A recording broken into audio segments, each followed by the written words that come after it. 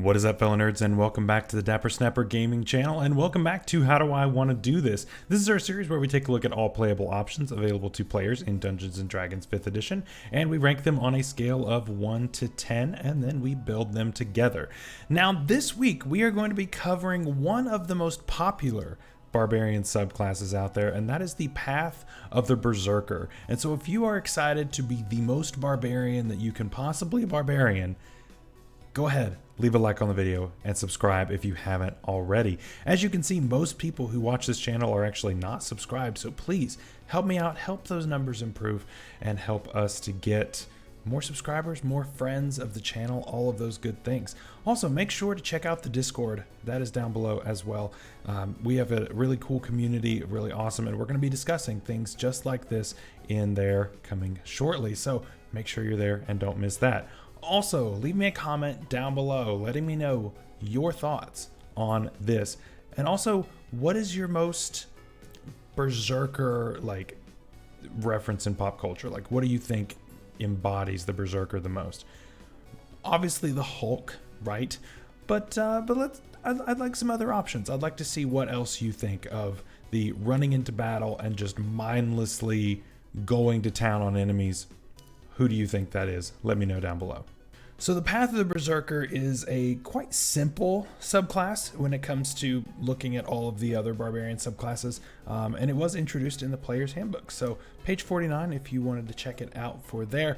But it basically just doubles down on what makes a barbarian a barbarian. We are here to make a lot of attacks. We don't think about it too much. You just hit stuff. And that's kind of the gist of what's going on here as far as the subclass.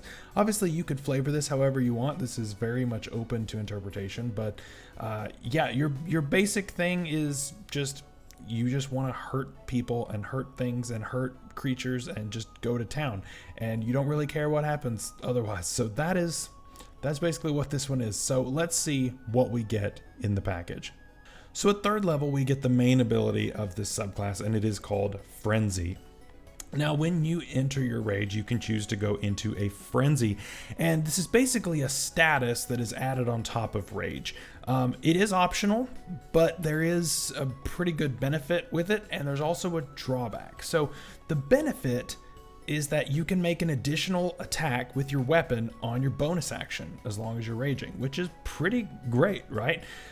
Barbarians are always looking for more attacks, and so after level 5, you're making 3 attacks with your weapon, which is really, really nice.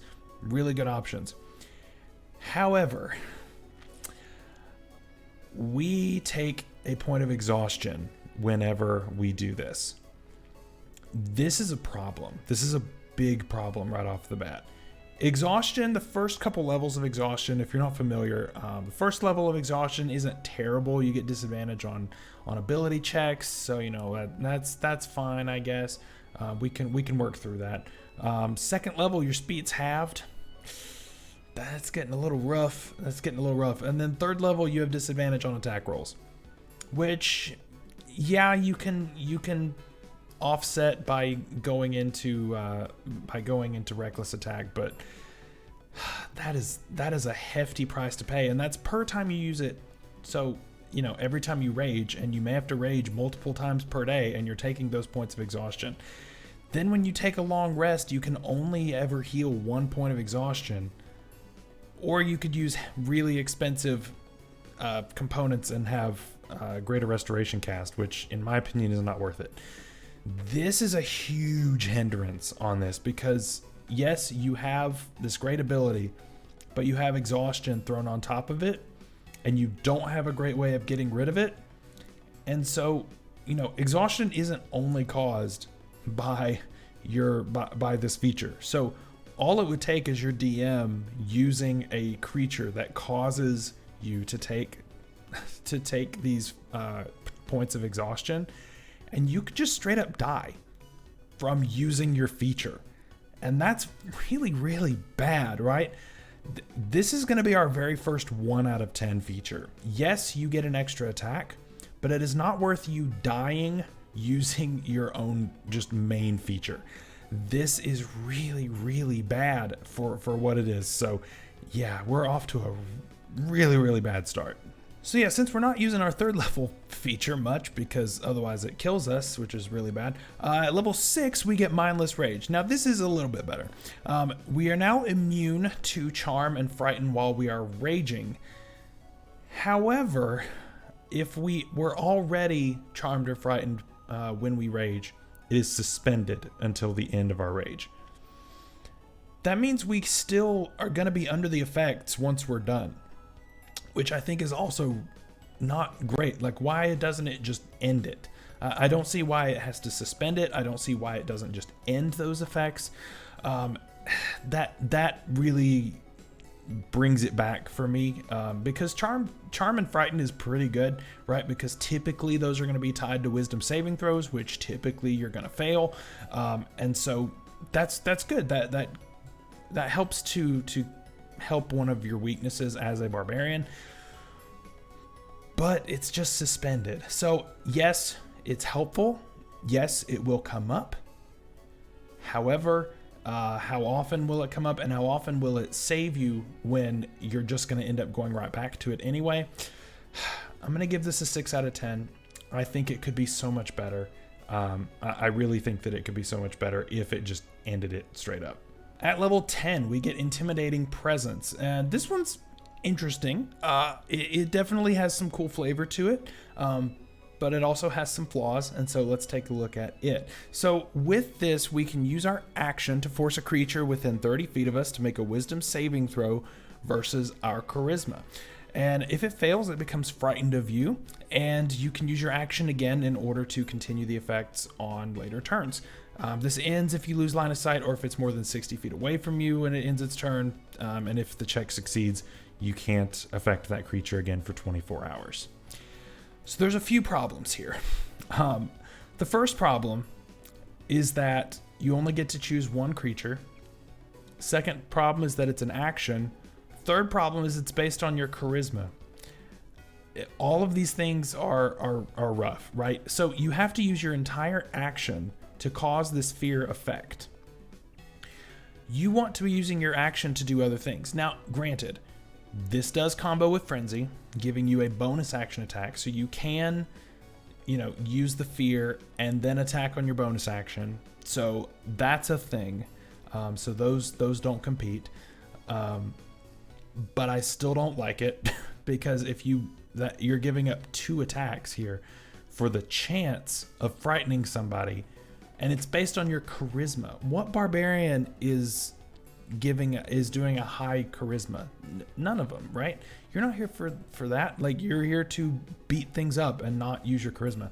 So yeah, a lot of things are not working well with this one. This is not good. And also the target can just run away, and then it's over, and then it's immune for 24 hours. So all the target has to do is find cover, shake it off, and then it's fine.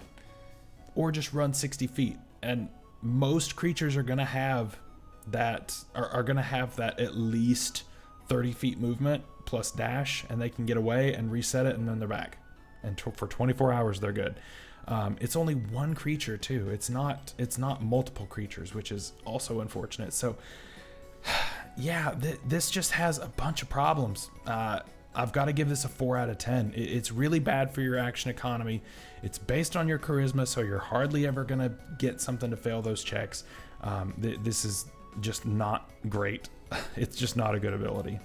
Finally, at level 14, we get Retaliation, and we finally get a good ability. Retaliation is a great ability.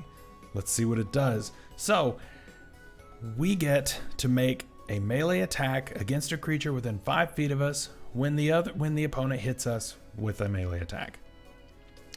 That is great. That is an extra attack for free at level 14. That's very late to be getting a actually useful feature. So, I mean, now we have 4 attacks possibly, right? So, attack, extra attack, bonus action, and then reaction, full attacks with each one. So that's pretty good as long as we have Frenzy going. So this is a solid 8 out of 10. I think that it's really, really useful. I think that this is something that a lot of classes and subclasses would really, really like to have. So yeah, I think this is a pretty good ability. It's the only one that I like on this whole subclass, unfortunately, but it's nice. So that's it for the Berserker. That was a little rough. I'm just gonna be honest with you. That was rough. The Berserker has a lot of problems. And so I think you can see where this is going. We're gonna have to make a fixing video for this on Friday instead of a build. We're definitely gonna be fixing this. I'm gonna have to give this a 1 out of 10. Like, I just don't recommend playing this ever. And I know that it's very popular. And I know that a lot of people really like this because it's very barbarian-esque, but I do not like this. I do not like it because you have points of exhaustion that could end up killing you, or at the very least giving you disadvantage on everything. Especially once you get to your attack rolls, and just even more points of exhaustion just really hinder you, and it can be a big inconvenience. And you're doing that daily. So if you rage more than once, if you frenzy more than once, then you can't get rid of that until 2 days. And that's saying that you don't use the ability the next day. If you're not using the ability, why did you take this subclass? Right? So there's just a lot of problems with this. There's a lot of problems. And you could end up killing yourself off by using your main feature, and that is not something that I like. That takes away from the subclass. That takes away from the fun of it, of, you know, living. I don't like that. The other thing is that the retaliation attack, while good, doesn't work if the opponent is at reach, even if it's a melee attack. So if the opponent is using a polearm or has the bugbear feature where it doesn't have to be right there within 5 feet of you, oh well. And I mean, that makes sense, but what if you have a polearm? Then it doesn't account for that, right? So it's just there's some problems. There's a lot of problems, and so we're gonna have to fix this on Friday. So that is our look at the Berserker. So here is how it ranks up with the other subclasses, obviously going at the very bottom. But, you know, there's some hope. There's still some really good options here going forward that we still haven't covered yet. So don't worry, there is hope for the Barbarian yet. But yeah, so we're gonna cover some homebrew on Friday and fix this one up a little bit like we did with the Battle Rager. You guys seem to like the Battle Rager fixing video, so we'll do it again with this one. And yeah, so I hope you guys are looking forward to that. Make sure to leave a like on the video and subscribe if you haven't already, so that you don't miss when that episode goes live. I hope you guys have a great week this week. I hope you guys stay safe out there and stay healthy. I know it's crazy, and we'll see you later. Bye-bye.